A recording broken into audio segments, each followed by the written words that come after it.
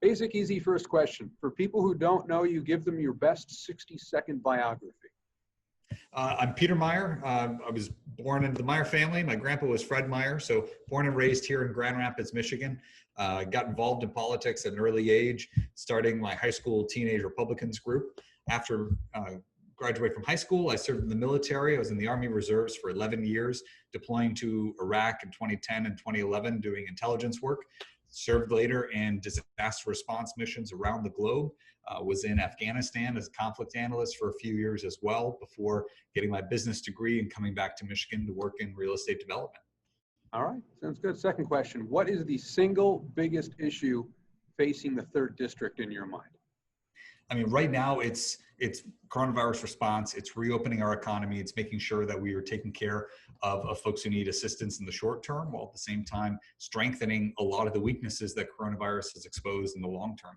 Just about every issue we had before COVID has made 10 times worse, whether that is trying to find the right balance between state and federal authorities, whether that's dealing with our fiscal imbalance and our debt and deficit, whether that's dealing with something that's critical to the people of the 3rd District, and that's achieving a effective but affordable healthcare system. All of these were issues before, and they're only going to be more important, as we kind of get through our current moment, start to reopen our economy, and try to tackle some of the kind of structural weaknesses that coronavirus has exposed. When you hear the phrase Black Lives Matter, what do you think of?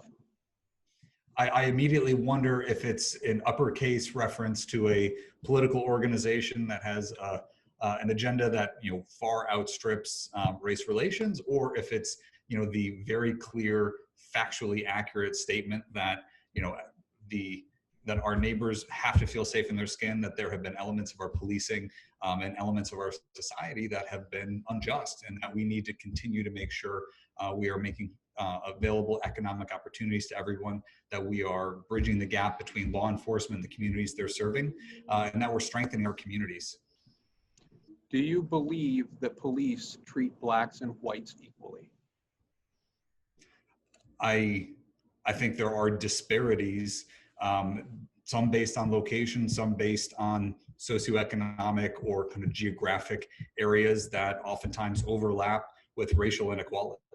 I think we've seen unequal treatment in places where you have a large representation, a community representation in the police force, and otherwise. So I think that's a very simplistic way of framing what we've shown to be a very complex dynamic in this country, which is, if you're from a certain neighborhood, you may look at the police not as someone who's looking out for you, but who is looking at you with a sense of mistrust.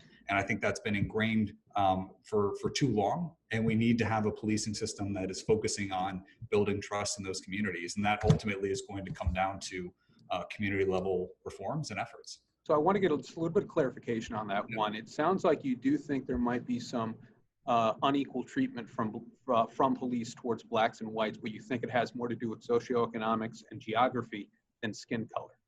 I think we're trying to abstract national trends based on incidences that are abhorrent, but also within a country of 330 million people, it's challenging to take kind of anecdotal components and try to make that into larger trends. Now, that does nothing to diminish the reality of the perception that folks may feel if they're in, a lower income neighborhood, that the police officers are not there to necessarily to protect them, but to watch over them. And I think that's where we really need to focus our efforts.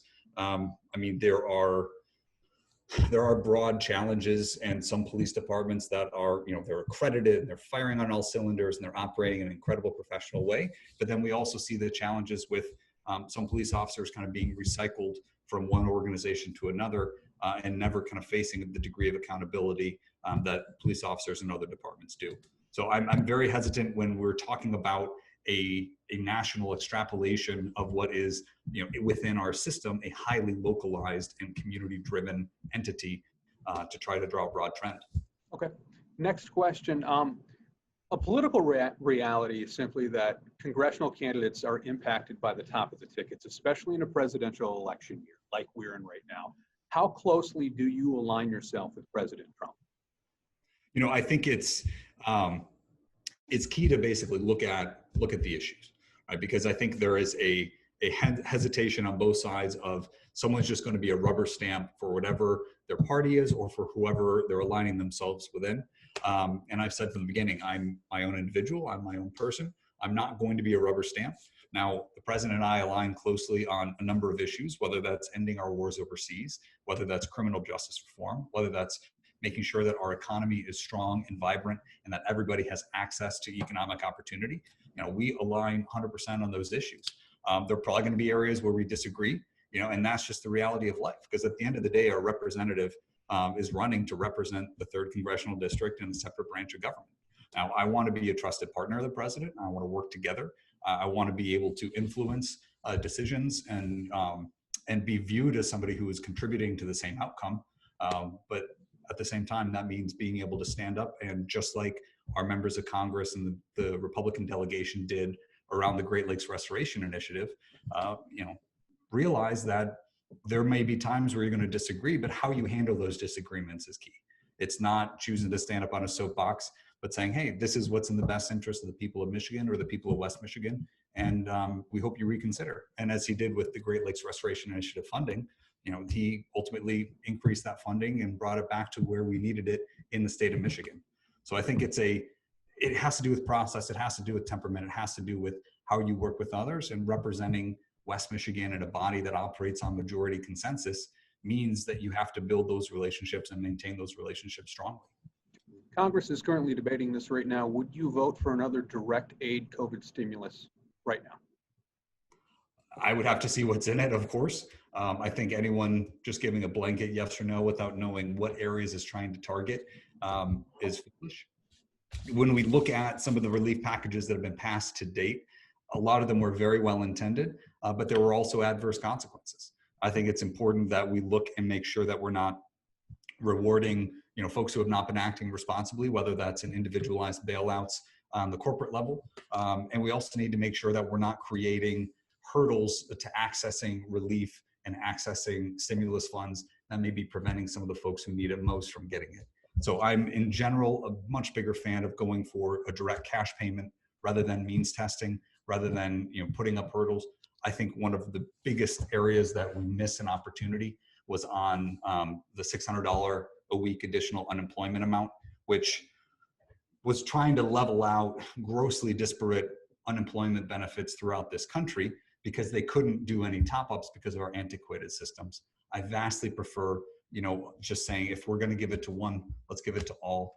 Because when you start to put up hurdles, you really end up hurting the people who just barely qualify, or folks who didn't have their paperwork in order, or other systems that have been not up to the task.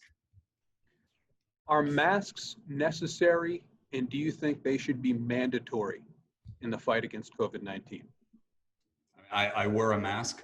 I think every precautionary step we take has probably a benefit that we may or may not know, and also a drawback we need to appreciate. If the difference is between having a store being closed and having a store be open but wearing a mask, obviously having the store open with a mask is vastly preferable. I'm very uncomfortable with sort of mandatory actions of any stripe, and I think there needs to still be some mechanism for where exceptions may exist. I know there was an Air Force veteran who had received serious burns and he didn't have an ear. He was incapable of wearing a face mask, and he was turned away from an Air Force post exchange. Now, there's a lot of folks who probably claim that they have a medical exemption that's not accurate, but I think you need to have that grace for those who do. And so, I mean, I wear a mask. I think it's not a huge hurdle to have to take. And I wish we would have had more consistent guidance at the federal level, going back to the early days, back when the CDC was advising folks against wearing masks. I wish we had more clear guidance. And frankly, I wish on the rest of the other precautionary steps that we've been taking, that we would have more scientific basis for the decisions being made. Because whether it's aerosolized transmission versus surface transmission, we've seen a lot of shifting guidance. And I think it's important that, especially at the state level, we acknowledge the unknowns here, and we still try to move forward with what our best understanding is at any one time, rather than operating off of a sense of certainty that's just not possible in an evolving pandemic. Get my sheet back up here. Justin Amash still has a lot of supporters who may feel without a home right now. What would you say to Justin Amash's supporters to convince them you're the best person to succeed him? I would say look at what I've been saying from the very beginning. The fact that core conservative principles like economic freedom, individual liberty, and limited government, I mean, those are Republican principles. Now, we don't always practice what we preach, and I think it's important to get back to that degree of philosophical consistency. But on issues like ending our wars overseas, I mean, that's an area that I know Representative Amash is very passionate about when it comes to finding the right balance between state and federal government. That's an area that Representative Amash was very passionate about. I think you're never going to be 10 for 10 on anything or with anyone. And it's important to have, at the end of the day, representation who's looking out for the best interests of the district, and that can take many forms. I want a follow-up question on that. Do you think Justin Amash did not fit any of those core conservative principles that you just talked about, individual liberty, low taxes, and the like? Did he not fit any of those? Those are also values that he espouses, and that I think are the foundation of a lot of conservative principles more broadly. It's not so much not fitting as the fact that there is a great degree of personality when it's come to applying the policy, and so I think that's where that's going to take different forms. There's going to be some folks who take different approaches, and it's incumbent on every voter to look and see what is that makeup, what is that build out that they're looking for in their representative. Okay. Reports out right now say the president is trying to zero out funding for COVID testing in the next relief bill. You're not in Congress yet, but do you support cutting funding as the White House is trying to do right now for federal COVID testing?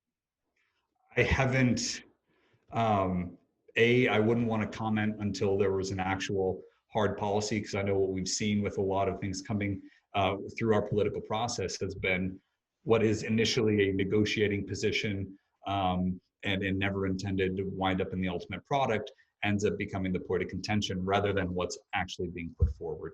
I think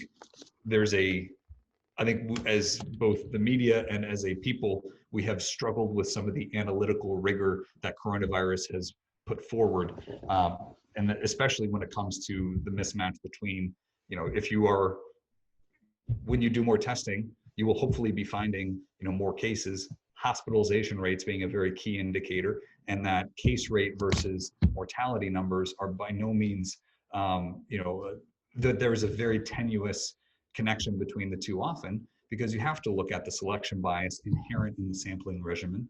You have to look at, the disparity at the state between different states with how they are confirming cases, what their threshold is to testing. And that's been something that not only has been inconsistent across the state level, but also inconsistent across time, as we've seen issues with testing, whether it was in the beginning a lack of availability to now expanded testing that's been putting some challenges on a lot of the firms that are doing that. I think a few of the top firms on the private side doing the testing are reporting there are up to a week-long backlog. Now, this is something we obviously need to shore up and make sure that we have adequate testing capability, but I'm very supportive of us continuing to make sure that the test kits are available as necessary. Okay. You are former military. President admitted recently he wasn't even briefed on reports that the Russians were offering bounties on the heads of U.S. military members until very recently. Does that bother you that the president didn't even get briefed on this until after it had been reported to the public? I'm very glad you're bringing up this case, because I'm most bothered about the fact that we're trying to dissect nuanced policy discussions and craft a intelligence and diplomatic response on Twitter, rather than appreciating a lot of the vagaries that come into intelligence reporting. Now, it seems like the assumptions being made that something was handed to the president saying Russians are trying to kill American soldiers, and the narrative is that he just discarded that and didn't pay any attention to it. Now, if that's the case, obviously that's incredibly troublesome. What my understanding is, and where I come down on a lot of these issues, is that you don't need to pay the Taliban to kill Americans, right? And right now, the Taliban you do have to pay to kill Americans are those that are going against the peace process, that aren't part of the reconciliation and negotiation teams. It's the It's the smaller, less well-organized, kind of more mercenary components of the Taliban and the opposition in Afghanistan. I spent a year and a half in Afghanistan as one of the top conflict analysts when I was over there. This is not a uniform entity. And the challenge is, sometimes the Russians are baiting us into a response. Sometimes we need to make sure we're not playing directly into their hand. If we have a reciprocal response on every occasion, we are not actually thinking for themselves. We're just falling into a trap. So the bottom line is I'm really uncomfortable with us drawing vast assumptions off of something that was leaked, because everything is leaked for a reason. That doesn't mean it's a bad reason, but you need to understand what the motivation is behind whoever's trying to drive that narrative. Okay. Second question, individual for you. You said last night you're not running on your name. You do come from a very prominent, very wealthy West Michigan family. And in politics, the idea of being able to relate to voters is a real thing. So how do you convince people who are currently out of work, struggling to pay bills, and feed their family that you know and understand what they're going through? By talking with them, by reaching out. I mean, I think no one, the idea that someone can't relate to something that's at all different from their background, then if that's true, then why does anyone bother? I mean, you bother because you care about your neighbors, you care about everyone in the community, and because each community is only strong as the most vulnerable folks within it. When we were doing our grocery delivery care package program for our campaign during the height of the coronavirus lockdown, it was incredibly heartbreaking to see how many folks, their weeks, their months kind of hinged on a $40 delivery of groceries. I mean, that's something that I think, unless you are seeing that, unless you're talking to those folks, unless you're seeing that anguish up front, no one can understand despite their backgrounds. So, I mean, that's where I've been making a concerted effort all the way back to my earliest days in the military, to say, I want to be able to speak to more than just my own experience. I want to be able to make decisions and to cast judgment based on not just what I've seen, not just what, I've done, but to be able to have a more enriched and fulfilled opinion based on what other folks have seen. Because at the end of the day, we're a very diverse country, but we need to be making decisions for everybody in this country, everyone in this region, and those are perspectives that are critical. Okay. Last question for you, and this one's all on you. What one issue that we haven't talked about that you care about, you want to bring up and mention right now? If there is one. I know we covered a lot. We covered a lot. I would say the one thing is just getting back to a better balance of government.